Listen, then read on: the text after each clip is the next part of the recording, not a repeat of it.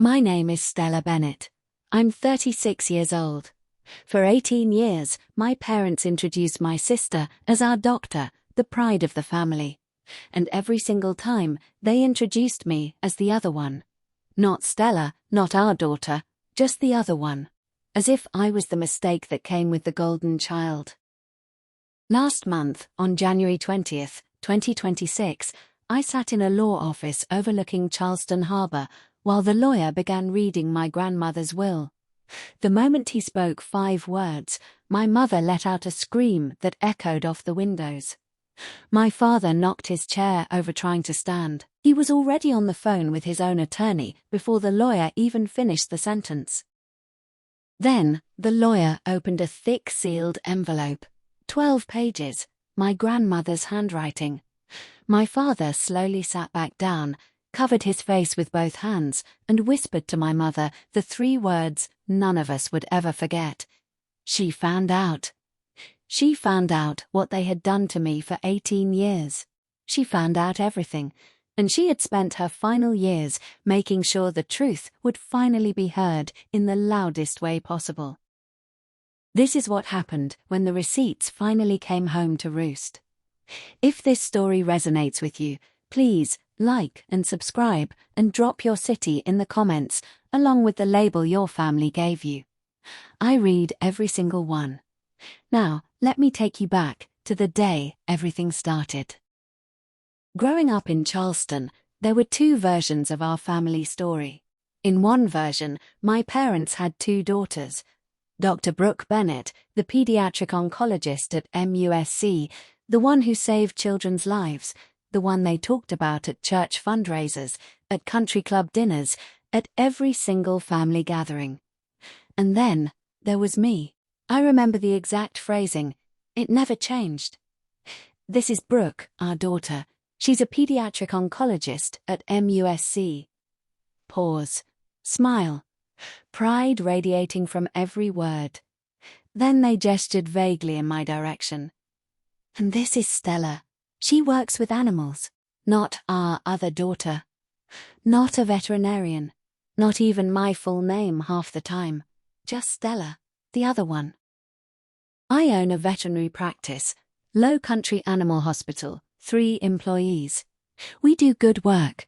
Last year, we brought in $380,000 in revenue. But at family dinners, my mother would say things like, Brooke performed a tumor resection on a 6-year-old this week, saved his life. Then she'd turn to me. How's the dog grooming business, sweetie? I'd smile. I always smiled. I'm a veterinarian, Mum. I own the practice. Right, that's nice, dear. Brooke was a shrill, arsty doctor. I was the other one. It was the family script written before I ever had a chance to audition. The worst part? I'd learned to play along, to laugh it off, to make it easier for everyone else.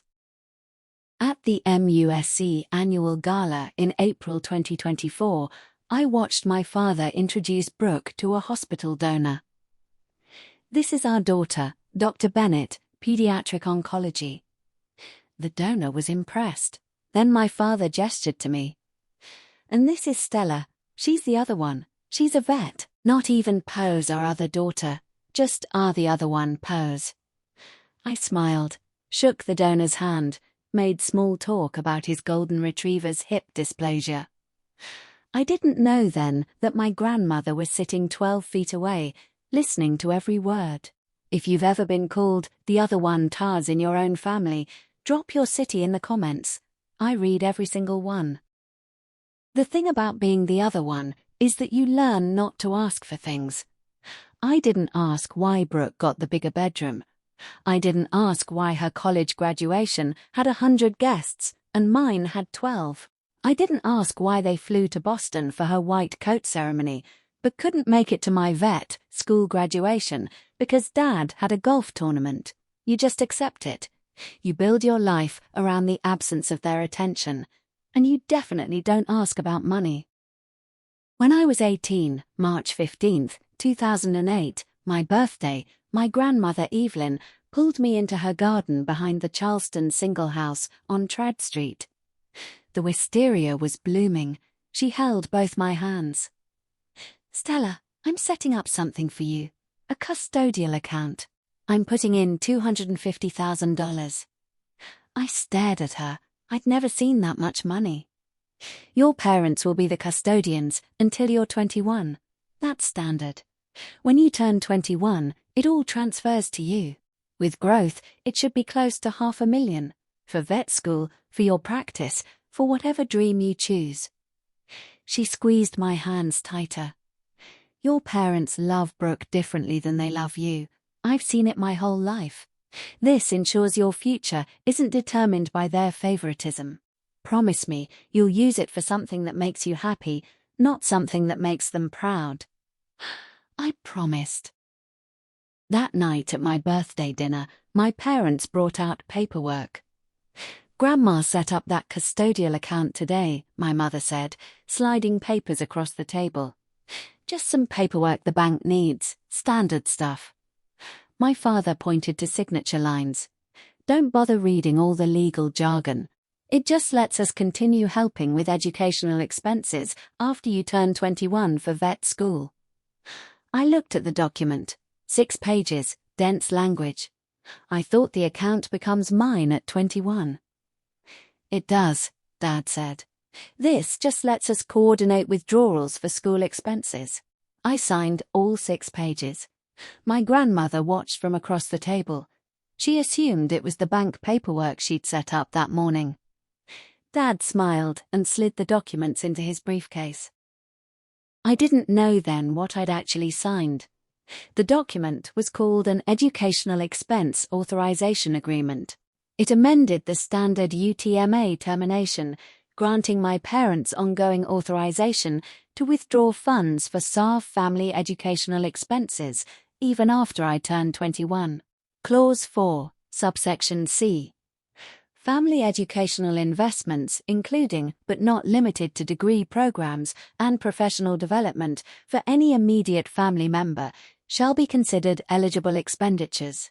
Without that document, their access would have ended automatically when I turned 21 in March 2011. With it, they had a key to my future, and I'd handed it to them myself. Brooke started college in fall 2008. 4 years of undergrad, tuition $23,560 per year. My parents paid every penny. Brooke never took out a single loan. I started vet school in 2009. 4 years, total cost $180,000. I took out student loans for every penny.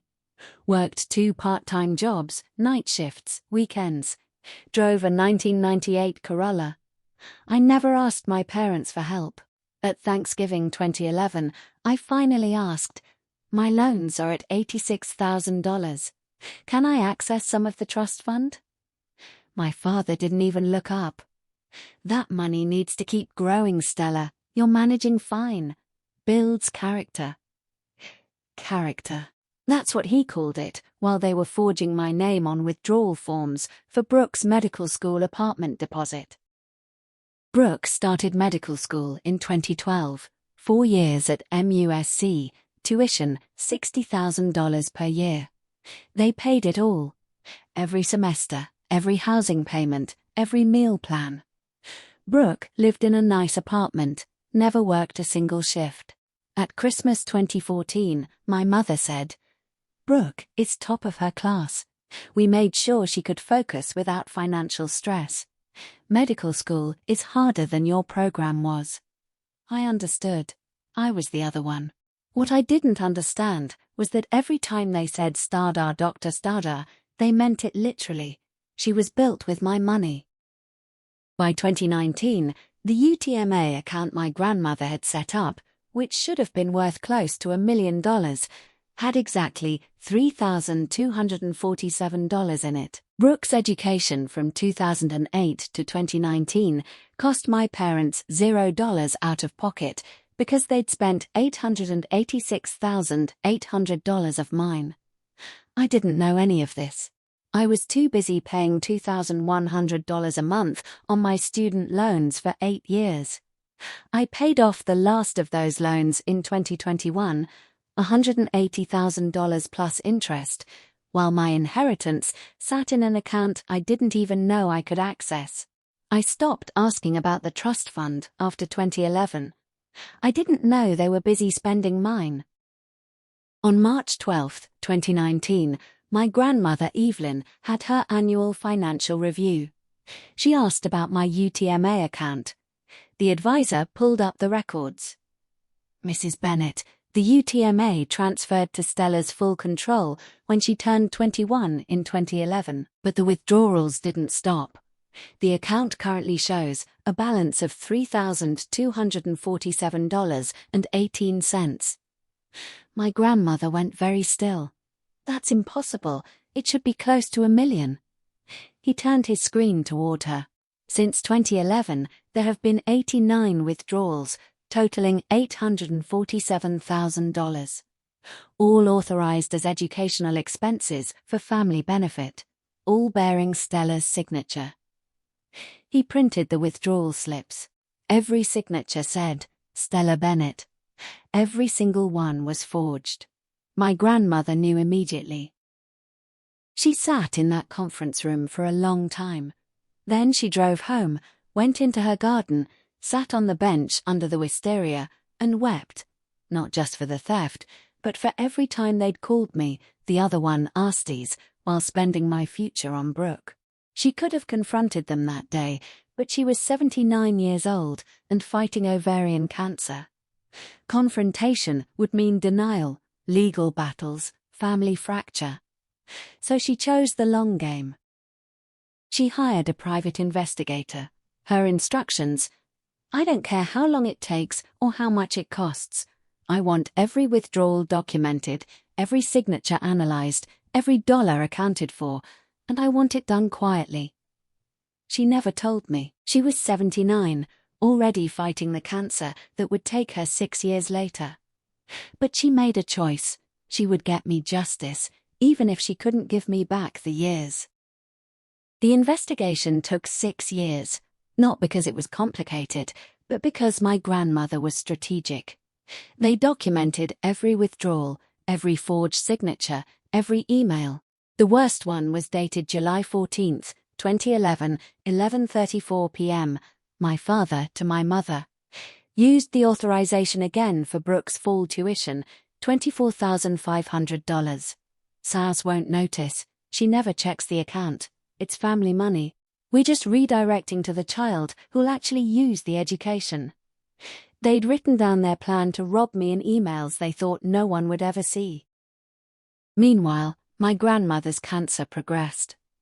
Final prognosis in February 2025, 6 to 12 months. The last fraudulent withdrawal had been January 15, 2019.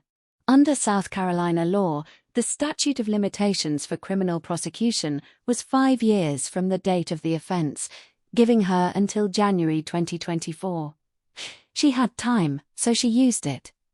She told her attorney, "Keep digging. I need everything documented before I run out of time." She knew if she confronted them too soon, they'd hide evidence, delete emails, claim innocence.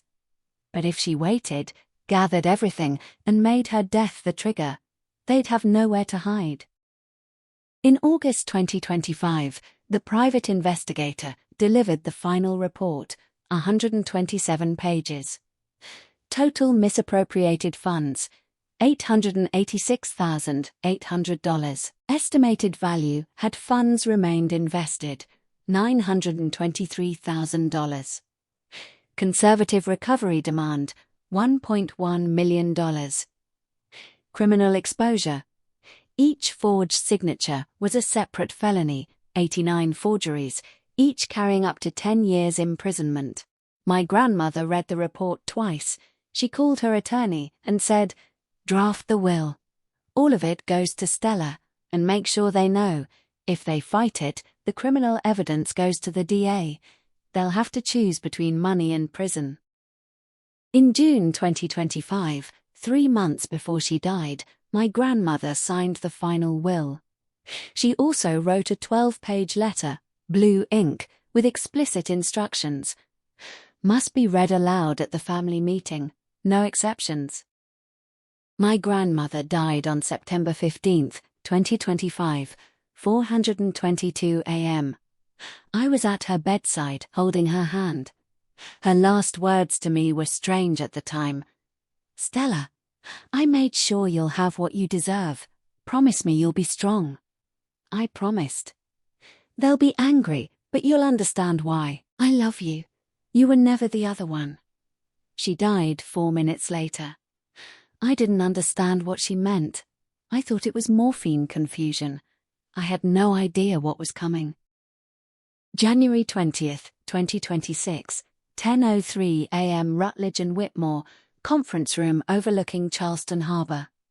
8 of us, my parents, Brooke, Uncle Ross, Aunt Jean, Aunt Patricia, 2 attorneys, and a notary. My mother smiled nervously. "Do you know what this is about?" Before I could answer, the attorney entered and closed the door. She explained this was not a formal probate proceeding, just an informal meeting to share my grandmother's testamentary intentions. My father leaned back, confident. They thought this was about logistics, maybe small bequests. They had no idea those folders held 17 years of evidence. The attorney began reading. Mrs. Bennett's estate is valued at approximately $2.6 million. Smaller bequests first, $25,000 to St. Philip's Church, $10,000 each to Ross, Jean and Patricia. Then, she looked directly at me. Mrs. Bennett's testamentary intentions for the remainder of the estate are as follows, quote, "I leave the entirety of my remaining estate to my granddaughter, Stella Marie Bennett." The room went completely silent. Then my mother gasped. My father was already on his phone dialing. "I need you at Rutledge and Whitmore immediately. My mother's will. It's insane. We're contesting." Brooke stared at me. "Wait, what?" "Stella gets tasty everything, Tej." The attorney's voice cut through. "Mr. Bennett, I'd recommend you hear the letter before you make that call." She held up a thick sealed envelope. "Your mother left a handwritten letter explaining her decision, 12 pages. She requested it be read aloud at this meeting." My father ended his call. He sat down slowly, staring at that envelope like it was a bomb. The attorney broke the seal and began reading. "By now you know I left everything to Stella. This letter explains why. Before you accuse me of senility, know that I was examined by 2 independent physicians in May 2025. Both certified my complete mental competence. I am writing this in sound mind and broken heart.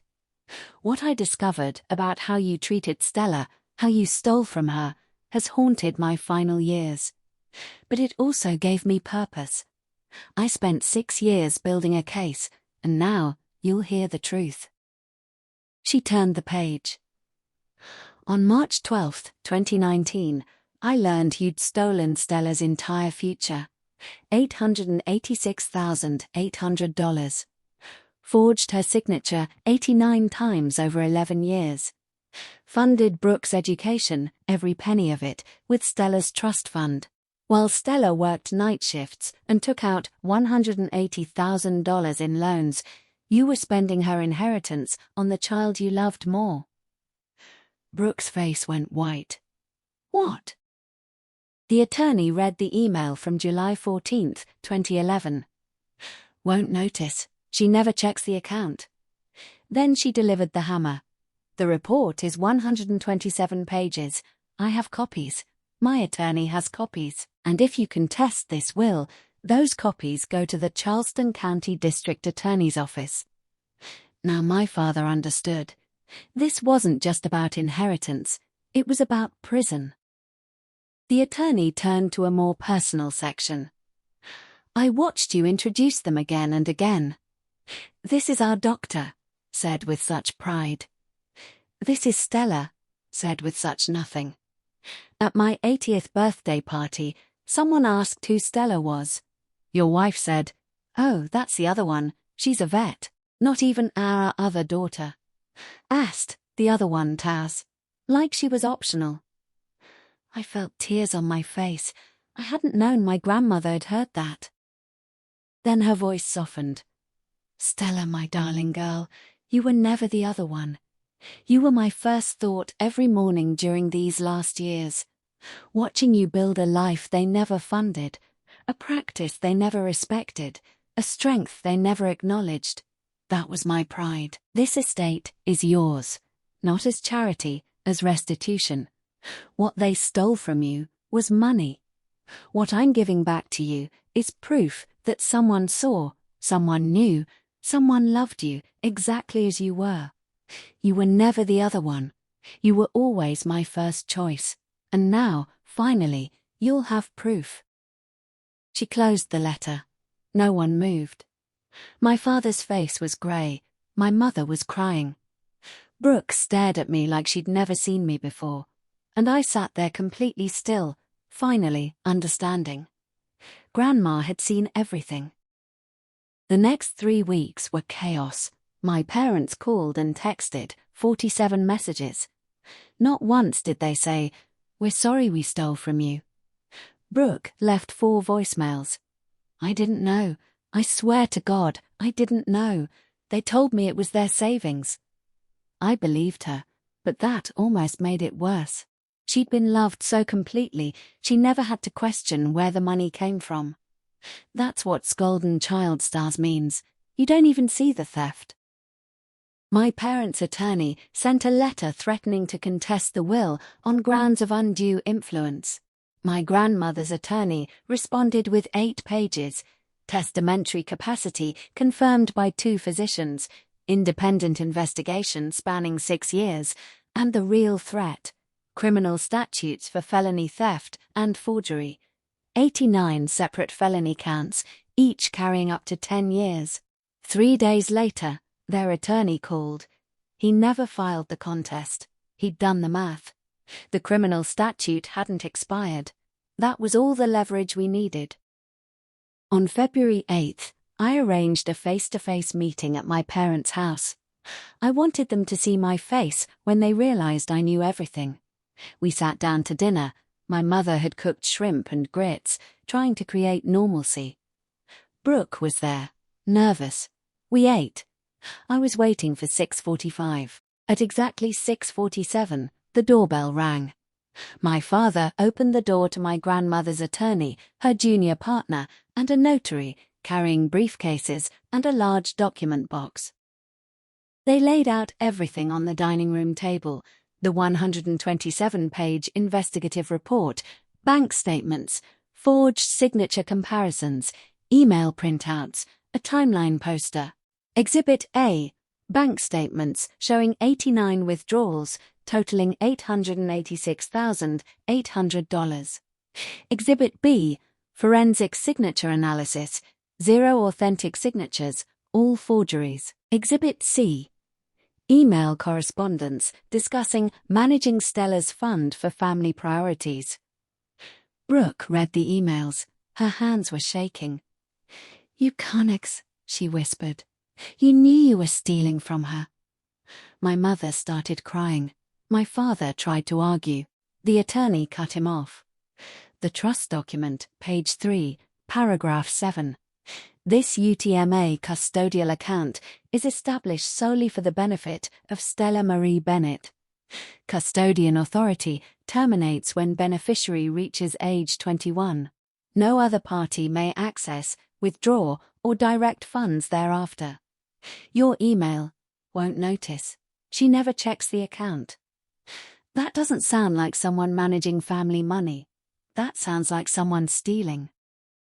Then they handed my father a formal demand for restitution. Principal $890,000, interest and damages $210,000, total $1.1 million. Payment deadline, February 28, 2026. Failure to comply would result in referral to the District Attorney's Office for criminal prosecution. Each forgery count up to 10 years imprisonment. Brooke was crying now. I didn't know. I swear to God, Stella, I didn't know. You told me you'd saved for my education. I asked once why Stella didn't apply to medical school. You said she preferred animals. I believed you. I never knew she had student loans until today. I would have taken the loans. I would have worked through med school. I never asked you to steal from my sister. She turned to me. Let me pay you. My salary, I make $245,000 a year. This isn't your debt, Brooke, I said quietly. You didn't know, but you benefited. They made sure you never had to question where anything came from. That's what golden children don't understand. You're so loved, you can't even see the theft.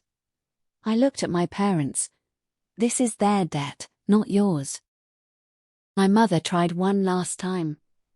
We're your parents, Stella. We fed you, clothed you, raised you. I cut her off. You gave me a roof and called it love. You gave Brooke a future and called it fairness. You gave me a name, the other one as Tish, and called it family. And then you stole the one thing Grandma tried to give me that was actually mine. You don't get credit for doing the bare minimum while stealing the maximum. My mother opened her mouth, then closed it. For once, she had nothing to say. I stood up. You have 20 days. Pay it, or the DA gets everything. Either way, we're done. No birthdays, no Christmas, no let's work this through. You made your choice every time you signed my name to those withdrawals. I'm making mine now. I pushed my chair in. You have until February 28th. I walked out. I never entered that house again. On February 25th, 2026, my phone rang. The wire came through, $1.1 million, 3 days before the deadline. I asked my attorney, how did they raise the money that fast? She checked public records. They liquidated retirement accounts, triggering massive penalties, took a home equity line of credit at 8.5% interest, sold investments. They'd lose close to $100,000 in penalties and taxes alone, plus $33,000 annually in interest. They paid $1.1 million, but they couldn't write 3 words. We are sorry, Taz. That told me everything. They'd rather destroy their financial future than admit they were wrong. That's not regret, that's self-preservation. And it's exactly why I was done. Brooke reached out every week. On February 18th, I agreed to meet her for coffee. It was awkward, she said. I keep thinking about all the times I didn't ask why you had loans, and I didn't.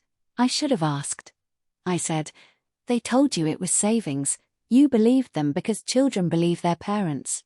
She said, I want to make this right somehow. I said, you can't, but maybe we can start from here, from the truth. We met again on February 26th. Still awkward. We're not close. Maybe we never will be again. But we're trying. And that's more than I can say for the people who raised us. I used the money the way Grandma wanted. I expanded Low Country Animal Hospital to 2 new locations, both offering sliding scale fees. No family should have to choose between paying rent and saving their dog. I kept the Charleston single house on Trad Street, the one where Grandma told me about the trust fund in her garden. I moved in. I sold the beach house for $550,000. I also established the Evelyn Bennett Memorial Fund, a $150,000 endowment for annual scholarships to veterinary students from families who can't or won't support them. The application requires an essay. Describe a time you were called Astri the other $1 and explain how it shaped your path to veterinary medicine. If you've ever been called Star the other one or had family steal your opportunities, drop the word receipts, Astar, in the comments below. I see you. I read every single one. It's late February now. 2 weeks since they paid. 2 weeks since I walked out of that house for the last time. Brooke sends me texts, small things, a patient update, A question about one of her colleagues' dogs. We're not close. Maybe we never will be again, but we're trying. I don't talk to my parents anymore. I don't hate them. I don't forgive them. I've simply moved on to a life where they're irrelevant. That's the real inheritance, the freedom to walk away from people who only valued you when you stayed small. Brooke sends me pictures sometimes. Kids who beat cancer, families celebrating remission. I send her pictures of the dogs and cats I save, families who cry with relief when I tell them their pet will be okay. We're both doctors. We both heal. She just had an easier path to hers. Grandma left me $2.6 million. But the real gift was the letter, the proof that someone saw, someone kept score, someone loved me enough to spend her final years making sure the truth didn't die with her. I think about that garden conversation a lot. March 15th, 2008, my 18th birthday. Wisteria blooming, Grandma holding my hands. Promise me you'll use it for something that makes you happy, not something that makes them proud. I'm keeping that promise now.